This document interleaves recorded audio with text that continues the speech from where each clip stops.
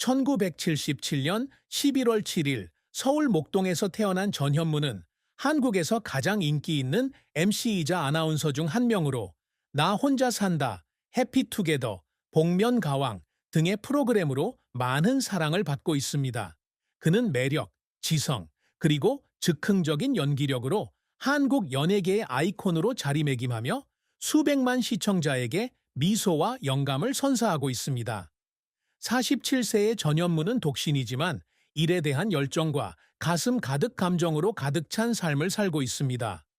그의 삶은 눈부신 성공, 고통스러운 실패, 그리고 고요한 슬픔으로 점철된 긴 여정으로 그의 노래는 듣는 이들을 가슴 아프게 하는 저음과 즐거운 멜로디가 어우러져 있습니다. 은퇴한 교사 전민식의 아들인 전현무는 인내와 자존감에 대한 교훈을 배우며 자랐지만 명성과 개인적인 상실의 압박으로 깊은 상처를 안고 자랐습니다. 전현무의 인생에서 가장 큰 슬픔은 2015년 심장마비로 어머니 김영자 여사를 잃은 것이었다. 김 여사는 전현무의 경력에 가장 큰 영향을 미쳤으며 가족의 재정 상황에도 불구하고 뉴스캐스터가 되겠다는 그의 꿈을 좇도록 항상 지원했다. 목동의 작은 아파트에서 자란 전현무는 어머니가 이야기를 들려주고 한국 민요를 부르는 것을 자주 들었는데 이러한 순간들이 언어와 소통에 대한 그의 사랑을 키워주었다. 2006년 KBS에서 뉴스캐스터로 데뷔했을 때 대학 학업을 지원하기 위해 편의점에서 밤늦게까지 일했음에도 불구하고 김 여사는 그를 축하하기 위해 가장 먼저 전화를 건 사람이었다. 2014년 어머니가 심장병 진단을 받았을 때 전현무는 해피투게더에서 커리어의 정점에 있었다. 그는 서울 세브란스 병원에서 어머니와 함께하기 위해 여러 일정을 취소했지만 어머니의 병이 너무 빨리 진행되었다. 김 여사가 돌아가신 순간 전현무는 어머니의 손을 꼭 잡고 울며 떠나지 말아달라고 애원했습니다. 그는 어머니의 텅 빈 병상 앞에 섰을 때 영혼의 일부가 부서진 듯한 고통을 느꼈다고 회상합니다. 그 고통은 그에게 영원히 아물지 않는 상처를 남겼고 그는 서울 외곽에 있는 어머니의 묘소를 자주 찾아 어머니가 가장 아끼는 꽃인 카네이션을 들고 다니며 자신의 성공담을 이야기했습니다. 때로는 어머니 묘소 옆에 앉아 몇 시간이고 울면서 어머니가 생전에 함께할 시간이 부족했던 것을 후회하기도 했습니다. 평범한 학생에서 대한민국에서 가장 사랑받는 MC 중 한 명으로 성장한 전현무의 삶은 그의 끈기와 재능의 이야기입니다.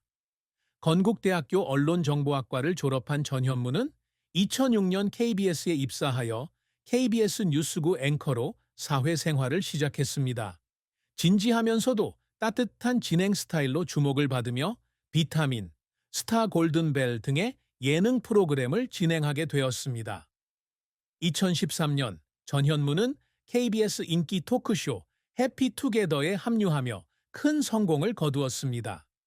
재치 있는 즉흥 연기와 타고난 유머 감각으로 프로그램을 획기적으로 발전시켜 매주 수백만 명의 시청자를 끌어모았습니다. 2013년에는 나 혼자 산다 메인 MC로 발탁되어 솔직하고 매력적인 싱글 라이프를 공유하며 시청자들에게 친근감을 느끼게 했습니다. 이 프로그램으로 그는 2017 MBC 방송연예대상에서 남자 최우수연 기상을 수상했습니다.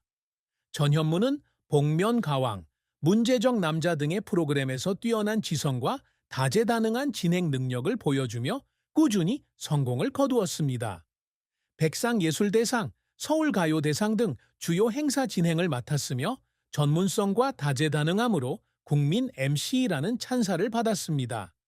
방송 활동 외에도 MBC FM4U, 굿모닝 MBC 전현무의 인기 라디오 진행자로도 활동하며 청취자들과 삶과 음악에 대한 이야기를 나눕니다. 2020년에는 수줍음 많은 소년에서 TV 스타로 성장한 자신의 여정을 담은 자서전 톡 더 톡을 출간하여 10만 부 이상 판매되며 국내 베스트셀러에 올랐습니다. 2022년에는 자신의 콘텐츠 제작사인 무미디어를 설립하여 유튜브 무와 함께하는 여행 등의 프로그램을 제작하여 수백만 뷰를 기록했습니다. 하지만 전현무의 커리어가 항상 순탄했던 것은 아닙니다. 그의 가장 큰 실패 중 하나는 2009년 스타 골든벨에서 과시적인 진행 스타일로 비판받았을 때였습니다. 조선일보 기사는 그를 깊이 없는 MC라고 칭했고, 이는 그를 자신감의 위기에 빠뜨렸습니다. 그는 기사를 읽고 자신이 연예계에 적합한지 고민하며 화장실에서 울었다고 회상했습니다. 또 다른 실패는 2010년 런닝맨 진행을 거부했던 것입니다. 경험이 부족하다는 걱정 때문이었지만 이후 런닝맨이 세계적인 인기를 얻게 되자 후회했습니다. 완벽한 이미지를 유지해야 한다는 압박감 또한 그를 지치게 했습니다. 2010년대에는 하루 20시간씩 일하며 10개 이상의 프로그램을 동시에 진행했고, 잠을 제대로 자지 못하고 무대 뒤에서 쓰러지기도 했습니다. 나 혼자 산다. 녹화 후 차 안에서 울면서 수백만 명의 사랑을 받았음에도 외로움을 호소하기도 했습니다. 전현무의 성공을 향한 노력은 그의 끊임없는 헌신을 증명합니다. 뉴스 앵커가 되기 위해 그는 친구들의 너무 진지한 목소리 때문에 놀림을 받았음에도 불구하고 거울 앞에서 몇 시간씩 뉴스 읽는 연습을 했습니다. 예능 프로그램 진행자로 전향했을 때는 투나잇 쇼와 같은 미국 토크쇼를 시청하고 농담을 메모하며 즉흥적으로 소화하는 법을 스스로 터득했습니다. 복면가왕을 준비하기 위해 수백 곡의 노래와 가수 이력을 연구하고 프로듀서들과 협력하여 쇼가 완벽하게 진행되도록 노력했습니다. 한때 문제적 남자의 한 편이 기술적인 문제로 취소되었을 때 전현무는 회의실에서 눈물을 흘렸습니다. 실패 때문이 아니라 제작진에 대한 미안함 때문이었습니다. 그 눈물은 열정과 책임감, 그리고 일에 대한 열정을 상징합니다. 전현무의 이러한 성과는 웃음을 선사하는 MEC가 되고자 하는 그의 열망을 반영합니다. 데뷔 이후 그는 자신의 우상인 유재석처럼 사람들을 이어주는 방송인이 되는 것을 꿈꿨습니다. 그는 나 혼자 산다를 통해 이러한 목표를 달성했습니다. 단순히 재미를 넘어 한국의 싱글 라이프에 대한 고정관념을 깨는 데 기여하는 프로그램을 만들어낸 것입니다. 그는 혼자 밥을 먹거나 혼자 여행했던 경험 덕분에 외로움을 덜 느낀다는 팬들의 편지를 받는 것을 가장 자랑스럽게 생각합니다. 그는 이러한 이야기를 공유하는 것이 자기애의 메시지를 전달하는 방법이라고 설명합니다. 전현무는 미디어 업계의 새로운 역사를 쓰고 싶어 합니다. 무미디어를 설립한 것은 문화적, 인문학적 가치를 지닌 프로그램을 제작하려는 과감한 시도였습니다. 그는 서울 시민들의 삶을 다룬 다큐멘터리 시리즈 서울 다이어리와 같은 프로젝트에 투자했으며, 이 작품은 넷플릭스에 인수되어 2024년에 방영되었습니다. 또한 연세대와 서울대 등 대학에서 정기적으로 강연하며 자기 의심을 극복하고 열정을 추구하는 방법을 공유하며 젊은 세대에게 영감을 주고 싶어 합니다. 2023년에는 국제 프로그램을 통해 한국 문화를 알리는 데 기여한 공로로 대한민국 정부로부터 문화훈장을 수훈했습니다. 그는 아버지의 꿈의 일부를 이룬 것 같아 감동을 받았습니다. 그는 또한 자신의 플랫폼을 활용하여 긍정적인 메시지를 전파합니다. 그는 유니세프 한국위원회와 같은 단체와 협력하여 아동교육 프로그램에 2억 원 이상을 기부했습니다. 2022년에는 서울 코엑스에서 자선 콘서트를 열어 불우 아동가정을 지원하기 위한 기금을 모았습니다. 이러한 성공과 15개 이상의 개인상 수상 및 수백 건의 TV 출연은 그의 비전과 열정을 상징합니다. 전현무의 사랑과 결혼은 그의 인생에서 감동적인 한 장이었지만 그는 47세의 나이에도 여전히 독신입니다.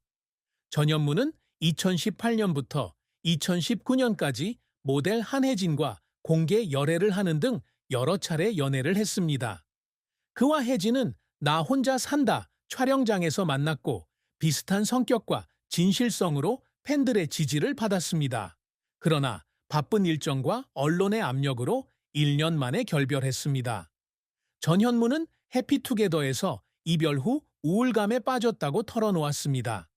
강남 아파트에 앉아 혜진의 선물을 보며 밤마다 울면서 관계를 제대로 가꾸지 못했다는 생각에 잠겼습니다. 전현무에게 가장 큰 사랑은 오랜 짝을 찾지 못한 외로움이었습니다. 독신 생활을 공개적으로 하는 그는 언론의 집중 조명을 받았고 그의 연애 행태를 추측하는 기사도 자주 등장했습니다. 그는 스포츠 서울의 타블로이드 기사에서 결혼을 너무 까다롭게 생각한다는 오보를 접하고 거실에서 울며 오해받았다고 회상했습니다.